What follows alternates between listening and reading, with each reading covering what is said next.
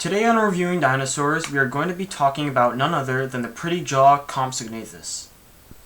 There is only one known species of Compsognathus, that being Compsognathus longips. Compsognathus was discovered in the 1850s by a man named Joseph Oberndorfer in Germany. This little dinosaur lived around 155 to 145 million years ago during the late Jurassic period and was situated in what is now modern-day Europe. Compsognathus grew to around 2 to 3 feet in length, 1.3 feet tall, and approximately weighed 6 to 8 pounds. Compsognathus was a part of the Compsognathidae family. Dinosaurs included in this family are Compsognathus, Sinosauropteryx, Juruvenator, and more. This family group is made up of carnivores, meaning that they ate meat. Interestingly enough, there were thought to be two species of Compsognathus. The first obviously being Compsognathus longips, and the second being Compsognathus caerulestris. The reason why there used to be another species of Compsognathus was because a specimen that had been discovered in France in the 1970s was larger than the one found in Germany. But now that idea of there being two species of Compsognathus has been scrapped, making Compsognathus longips the only recognized species. Compsognathus lived in archipelago environments. This environment benefited the Compsognathus in a few ways. The first was the lagoons that surrounded these archipelagos.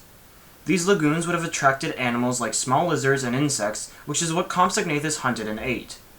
Another benefit of the habitat is that it is believed that there were no large predators situated in the Compsognathus territory.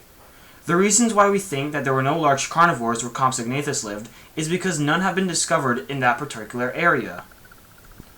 Compsognathus is a very famous little dinosaur, making appearances in many of the Jurassic Park installments, including Camp Cretaceous.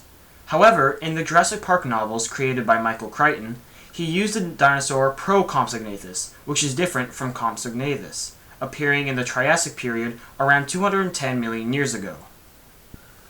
Compsognathus is very interesting. The reason I say this is because it doesn't have any feathers like most small dinosaurs. This is very odd given the fact that Compsognathus and Archaeopteryx are very close to one another when it comes to similarities. In fact, both these dinosaurs were used back in 1868 by a man named Thomas Huxley, who took it upon himself to compare Compsognathus and Archaeopteryx. Although Compsognathus has not been found with any feather impressions, and Archaeopteryx, which is one of the first protobirds, also known as feathered dinosaurs, have been found with feather impressions, Thomas Huxley determined that apart from the wings, both species were almost identical to each other, and thus created the theory of bird evolution, which is the relationship between modern-day birds that evolved from small carnivorous theropod dinosaurs. Perhaps Compsognathus did have feathers, but the fossilization that underwent didn't preserve them.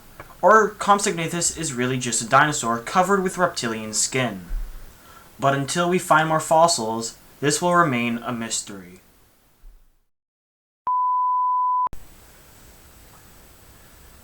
Interestingly,